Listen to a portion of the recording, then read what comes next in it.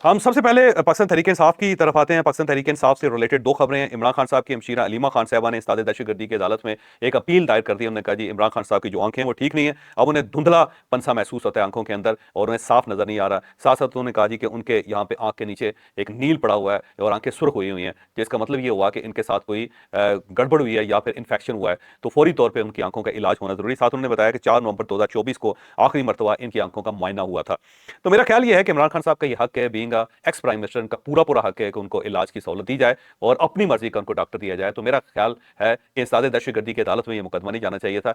इसका फैसला फौरी तौर पर मजिस्ट्रेट साहब को या फिर सुप्रीडेंट साहब को या फिर वहां पर जेल के हुकाम जो उनको कर देना चाहिए था और उसी वक्त इमरान खान साहब की मर्जी का डॉक्टर उनके हवाले कर देना चाहिए था, ताकि उनकी आंखें सलामत रहें और वैसे ही मुश्किल वक्त है तो इस मुश्किल वक्त में उनको ज्यादा तकलीफ नहीं होनी चाहिए। तो मेरा व्यू यही है। इसके साथ साथ पाकिस्तान तहरीक इंसाफ की सियासी कमेटी ने फैसला किया है कि तमाम जो हल्के हैं उनके अंदर, जो पंजाब के अंदर हल्के हैं, उनके अंदर ज़िमनी इलेक्शन नहीं लड़ा जाएगा, लेकिन सिर्फ एक हल्का है NA 129 जो मियां अजहर साहब की खाली नशस्त है, उसके ऊपर इलेक्शन होगा, क्योंकि मियां साहब की वफात के बाद अब उनका ख्याल ये है पाकिस्तान तहरीक इंसाफ का कि ये इनकी फैमिली का हक है और ये हक इनकी फैमिली को मिलना चाहिए। तो एक ही हल्का छोड़ा गया है। अब उसके अंदर भी अगर हमाद साहब तो इलेक्शन नहीं लड़ रहे, फिर उनके कजन एक इलेक्शन लड़ रहे हैं मियां साहब की खाली सीट के ऊपर। अब देखते हैं कि वहां पे पाकिस्तान तहरीक इंसाफ के साथ क्या सलूक होता है। इसके अलावा पंजाब की जितनी सीटें हैं वहां पे पाकिस्तान तहरीक इंसाफ अपने उम्मीदवार खड़े नहीं कर रहे। इसका मतलब यह है कि मैदान खुला छोड़ दिया गया है। अब पाकिस्तान मुस्लिम लीग नून के लोग वहां से इलेक्ट होंगे और इलेक्ट होके वो पार्लियामेंट के अंदर, कौमी असम्बली के अंदर आएंगे और पाकिस्तान तहरीक इंसाफ का जो मैंडेट है वो मजीद सिमट जाएगा, जिसका ज़ाहिर पार्टी को नुकसान होगा। तो ऐसा लगता है कि ये इस सिस्टम से बाहर हो रहे हैं, जिसका इनको बहुत ही नुकसान होगा। लेकिन साथ ही पाकिस्तान तहरीक इंसाफ ने यह फैसला किया है कि खैबर पख्तूनख्वा के अंदर जो ज़िमनी इलेक्शन है वो लड़े जाएंगे। तो इसका मतलब ये हुआ कि आपको इलेक्शन पे इशू नहीं है, आपको अपनी गवर्नमेंट के ऊपर इशू है कि अगर पंजाब के अंदर आपकी गवर्नमेंट होती तो इसी इलेक्शन कमीशन को आपने तस्लीम कर लेना था। अब क्योंकि KP के अंदर आपकी गवर्नमेंट है, वही इलेक्शन कमीशन जो पंजाब के अंदर इलेक्शन करवा रहा है वही खैबर पख्तूनख्वा के अंदर इलेक्शन करवाएगा, लेकिन वहां पे आपको इत्मीनान है, वहां आपका ख्याल ये है कि आपके साथ इंसाफ होगा, क्योंकि गवर्नमेंट आपके कब्जे में है। जब गवर्नमेंट आपके पास है, DCO आपके पास है और असिस्टेंट कमिश्नर आपके पास है, पुलिस आपके पास है, तो आप ये समझ रहे हैं कि फिर ये जो इलेक्शन होगा बड़ा ही मुतवाजन होगा और साफ और शफाफ होगा। अब ये इससे आप अंदाजा लगा लेंगे क्या थिंकिंग क्या पाकिस्तान तहरीक इंसाफ की। बहरहाल इसके साथ साथ आज दो खबरें डोनाल्ड ट्रंप से रिलेटेड आई। एक जर्मनी का एक अखबार है, वो अखबार क्योंकि उसका नाम जर्मन जर्मन में है लेकिन उसको आसान अल्फाज में FAZ कहते हैं। तो इसके अंदर एक खबर छपी है कि नरेंद्र मोदी ने 4 मरतबा डोनाल्ड ट्रंप का फोन सुनने से इनकार कर दिया था। डोनाल्ड ट्रंप ने 4 मरतबा उनको फोन किया है, लेकिन मोदी साहब ने उनकी कॉल लेने से इनकार कर दिया। और ये जो इनकार है दो वजूहात से हो सकता है। जो अखबार ने लिखा है कि उन्होंने कहा कि मोदी साहब को गुस्सा बहुत है कि डोनाल्ड ट्रंप हर जगह पे उनका टीन बांध देते हैं उनके साथ और ठकाठक की आवाज आ रही होती है और ऐसा लगता है कि जैसे मोदी साहब को बेइज्जत करना डोनाल्ड ट्रंप ने अपनी जिंदगी का हिस्सा बना लिया। तो उन्हें गुस्सा है और गुस्से में उनका ख्याल यह है कि मुझे डोनाल्ड ट्रंप की कॉल नहीं लेनी चाहिए। दूसरा यह है कि वो मोहतात हो गए। उनका ख्याल यह है कि कहीं ऐसा ना हो कि मेरी किसी बात की वजह से ये जो अमेरिका और इंडिया के जो ताल्लुकात थोड़े से रह गए हैं वो भी कहीं खत्म ना हो जाए। तो मोदी साहब इसलिए भी एहतियात कर रहे हैं या फिर वो गुस्से के अंदर। अखबार ने यह वजाहत नहीं की कि इसके अंदर गुस्सा गालिब है या फिर एहतियात गालिब है, लेकिन साथ साथ ये अखबार ने जरूर लिखा कि इसका इंडिया को बहुत नुकसान हो रहा है। 50% इनका टैरिफ है जो ब्राजील के अलावा दुनिया में किसी और मुल्क का नहीं है। तो ब्राजील और इंडिया इस मामले में दोनों बराबर हो गए। बाकी सब मुल्कों को बहुत अच्छा टैरिफ दिया गया, लेकिन इंडिया के लिए 50% टैरिफ है जो बहुत ज्यादा, और ऐसे इनकी जो मैशत है उसको बहुत नुकसान पहुंचेगा। साथ साथ अखबार ने यह भी लिखा कि 27 जून को आखिरी मरतबा रब्ता हुआ था, 27 जुलाई को आखिरी मरतबा रब्ता हुआ था मोदी साहब का और उसके साथ डोनाल्ड ट्रंप का, और उसके बाद ये रब्ता खत्म हो गया। मेरा ख्याल है जून का महीना है, जुलाई गलत लिख गया शायद अखबार। और ये वही था कि जब ये कनाडा में गए थे और कनाडा से वापसी पे मोदी ने फ़ोन किया था डोनाल्ड ट्रंप को, तो उन्होंने कहा जी इसके बाद इन दोनों के दरमियान रब्ता खत्म हो गया और अब इंडिया और साथ साथ जो ताल्लुकात हैं अमेरिका के वो बहुत ही ख़राब हो गए। इसके साथ साथ अब डोनाल्ड ट्रंप की एक दूसरी खबर है, एक दूसरी उनकी वीडियो इस वक्त वायरल हुई है और ये भी व्हाइट हाउस की वीडियो है। उसके अंदर पूरी तफसील से उन्होंने बताया कि किस तरह उन्होंने जंग रुकवाई। उन्होंने इस मरतबा ये भी बताया कि जब इंडिया और पाकिस्तान की जंग हो रही थी तो दोनों न्यूक्लियर पावर्स थी और मैंने इस जंग को हर सूरत रोकना था, वरना वहां पे जंग का नतीजा ये निकलता कि शायद करोड़ों लोग मारे जाते, क्योंकि ज़ाहिर है फिर न्यूक्लियर वार स्टार्ट हो जानी थी। तो उन्होंने कहा जी मैंने दोनों मुल्कों को फ़ोन किया और मोदी का बार बार कह रहे थे बड़ा शानदार इंसान, इन्वर्टेड कामा शानदार इंसान, और उसको भी मैंने फ़ोन किया और बड़ा ज़बरदस्त आदमी है। और फिर मैंने उन दोनों को कहा कि अगर ये आपने जंग ना रोकी तो फिर मैं ऐसा कदम उठाऊंगा, इतना टैरिफ लगाऊंगा कि आप लोगों के सर चकरा जाएंगे, सर घूम जाएंगे। और मैंने फिर इस तरह उनको किया और उनको कहने लगा जी मैंने इतना टाइट किया उनको कि अल्टीमेटली 5 घंटे के अंदर वो सीज फायर पे मजबूर हो गए। साथ उसने ये भी कहा कि इस जंग के अंदर 7 या उससे ज्यादा त्यारे जो हैं गिरे हैं और एक एक त्यारा $150 मिलियन का है, तो इतना ज्यादा इन्होंने नुकसान कर लिया है। अब ये जो मोदी साहब का जो तवा लगाया जा रहा है ट्रंप की तरफ से, वो रोज की बुनियाद पर लगाया जा रहा है और उसमें वो बार बार त्यारे बढ़ा देते हैं, तो 7 से अब ये ज्यादा हो गया। तो मुझे लगता है कि आने वाली जो वीडियो होगी उसके अंदर ये त्यारे 8 हो चुके होंगे। और साथ साथ वो इसकी प्राइस भी बता रहे हैं कि $150 मिलियन का ये जहाज है। अब आप खुद अंदाजा लगा लें कि $150 मिलियन का कौन सा जहाज है। ये राफेल की बात कर रहे हैं, जेहन में रखिएगा। राफेल की जो कीमत है वो $150 मिलियन है, बाकी त्यारे सस्ते हैं। तो अब डोनाल्ड ट्रंप अगर $150 मिलियन की बात कर रहा है और 7 त्यारों की बात कर रहा है, तो इसका मतलब ये हुआ कि वो पाकिस्तान का जो नैरेटिव है उसको वो बाकायदा आगे बढ़ा रहा है और रोजाना की बुनियाद पर वो त्यारों के अंदर इजाफा कर देता है। और शायद उसका मकसद ये है कि कोई ना कोई मुल्क बोल पड़े, पाकिस्तान बोले कि नहीं जी 7 नहीं थे, 6 थे या 8 नहीं थे, 5 थे, और या फिर इंडिया की तरफ से आ जाए जो आपके जनाब ये गलत फिगर दे रहे हैं, इतने हमारे त्यारे नहीं गिरे, हमारे तो त्यारे बड़े थोड़े से गिरे हैं। तो ये भी हो सकता है। या फिर वो बाकायदा एक मंजरकशी कर रहा है और एक बुनियाद बना रहा है कि किसी वक्त भी वो ऐलान कर सके कि जनाब इस जंग के अंदर हुआ क्या था। अब ऐसे आने वाले दिनों में आपको बहुत सारे नए इंकशाफात इस सारे मामले में आपको मिलेंगे। तो मेरा ख्याल है उस वक्त का इंतजार करें जब डोनाल्ड ट्रंप आखिरी बम भी फाड़ दे इंडिया के ऊपर, क्योंकि ये बम अब ज्यादा देर तक छुप नहीं सकेगा, ये बम फटे ही फटे। अब हम आते हैं पाकिस्तान की सूरत, बल्कि पंजाब की सूरत। पंजाब इस वक्त 8 इजला के अंदर फौज को तलब कर लिया गया है। इन इजला में लाहौर है, कसूर है, सियालकोट है, फैसलाबाद है, नारोवाल है, उकाड़ा है, हाफजाबाद है और सरगोदा है।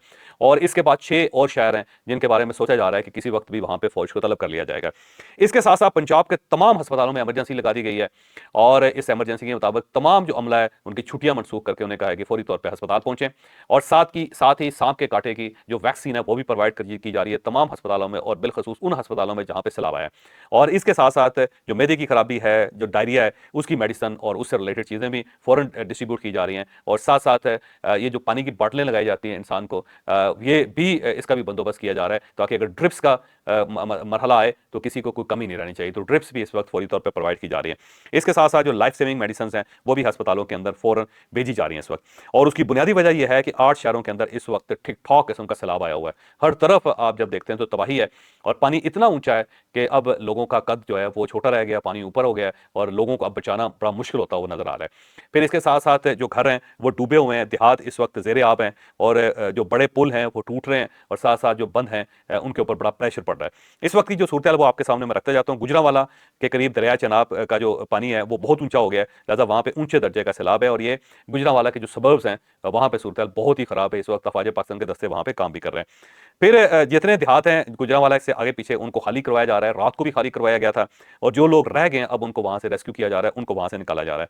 बराला जो हेडवर्क्स है उसके अंदर इस वक्त 5 लाख क्यूसेक पानी का रेला बह रहा है, जो बहुत ज्यादा है। इतनी इसकी कैपेसिटी नहीं है जितना इस वक्त पानी का रेला वहां से गुजर रहा है और अब लोगों को ये खदशा सा महसूस हो रहा है कि कहीं हेड मराला जो है वो टूट ही ना जाए या वो उसके अंदर क्रैक्स ना आ जाए।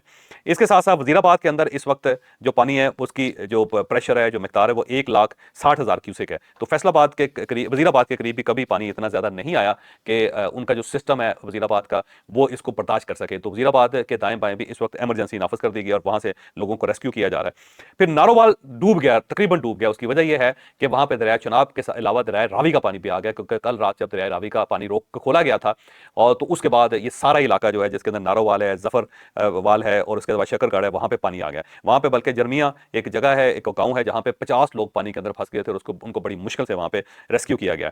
नारोवाल के अंदर इस वक्त शहर के अंदर जो है 4-4, 5-5 फुट पानी है और जो तय खाने थे सारे के सारे भरे हुए हैं और उसके बाद अब पहली मंजिल तक पानी आया हुआ है, लोग अपनी छतों के ऊपर बैठे हुए हैं। मुझे मेरी एहसन इकबाल साहब से बात हुई थी, वो वहां पे नारोवाल में अंदर है, वो बड़ी कोशिश कर रहे हैं कि अपने लोगों की मदद कर सकें और ये उनकी बड़ी अच्छाई है कि वो किसी भी हालत में अपने हल्के को नहीं छोड़ते। जब रात को उनको पता चला कि पानी आया तो वो फौरी तौर पर नारोवाल पहुंच गए। तो मेरा ख्याल है बाकी सब लोगों को भी यही करना चाहिए कि अपने अपने हल्के में जाके लोगों को सपोर्ट करना चाहिए। अलीम खान साहब और ओन चौधरी के बारे में मुझे पता चला, बल्कि ओन चौधरी साहब से मेरी बात भी हुई, उन्होंने कहा जी अलीम खान साहब के हल्के के अंदर बहुत इस वक्त बुरी हालत है, तो हम दोनों उनके हल्के में पहुंच गए। यानी अलीम खान साहब और ओन चौधरी दोनों इस वक्त शाहदरा के मजाफात में हैं और वहां पे लोगों की मदद कर रहे हैं।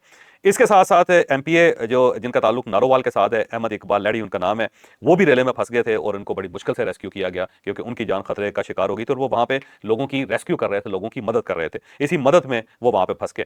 करतारपुरा में जो एक मजहबी इबादतगाह है सिख कम्युनिटी की, वो इस वक्त तकरीबन पानी में डूबी हुई है।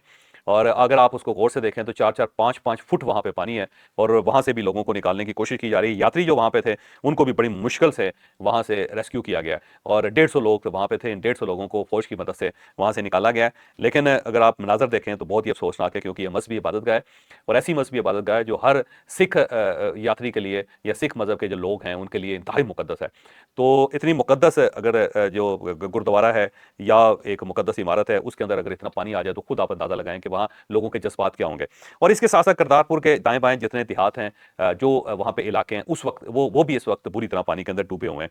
फिर सिविल डिफेंस पंजाब के अंदर उसको अलर्ट कर दिया गया, और उन्होंने बाकायदा सायरन बजाने शुरू कर दिए। पूरे पंजाब में इस वक्त सायरन बज रहे हैं, और लोगों को बताया जा रहा है कि फौरन आप एहतियात करें और अपनी हिफाजत भी करें, और अपने साथ साथ अपनी फैमिली और दूसरे लोगों की हिफाजत भी करें। इंडिया ने क्योंकि पानी अचानक खोला था, और अचानक खोलने की वजह से वहां से गाय और भैंसें बड़ी आई हैं पाकिस्तान में, लोग गाय और भैंसों का इस वक्त बंदोबस्त कर रहे हैं, उनको पकड़ने की कोशिश कर रहे हैं। और कई लोग तो ऐसे हैं कि जिनके पास भैंस और गाय नहीं थी, और उन्होंने इसका फायदा उठा के अपने आप को साहिब भैंस भी कर लिया और साहिब गाय भी कर लिया। इस वक्त फर्क होता तो वो फिर गाय के बारे में ज्यादा बेहतर वजाहत कर सकता है मेरा ख्याल है। जो कल सुबह का व्लॉग होगा उसमें आप ये मुलाजा कर लेंगे। लेकिन बहरहाल अफसोसनाक सूरत हाल है, और गाय और भैंस तक जो है वहां से हजारों की तादाद में बह के पाकिस्तान आई। इसके साथ साथ दरिया सिंध के अंदर जो सखर बराज है उसके ऊपर निचले दर्जे का इस वक्त सैलाब है, और सखर के लोग बहुत ज़्यादा परेशान है कि किसी वक्त भी ऐसा हो सकता है कि दरिया अपने किनारों से बाहर निकल के सखर शहर के अंदर दाखिल हो जाए, और अगर ये सखर शहर के अंदर दाखिल हो गया तो ये सूरत हाल लोगों के लिए बहुत ही मुश्किल हो जाएगी। चिन्योट के इलाके में इस वक्त 1 लाख क्यूसिक पानी गुजर रहा है, और चिन्योट के अंदर भी इस वक्त सायरन बज रहे हैं और हाई अलर्ट है। अस्पतालों के अंदर वहाँ पे भी इमरजेंसी है, और लोगों को कॉल कर लिया गया है, जो वॉलंटियर्स हैं कि वो लोगों की मदद के लिए आए। वहाँ से भी देहातों को बाकायदा उनको रेस्क्यू किया जा रहा है, और देहातों से लोगों को निकाला जा रहा है।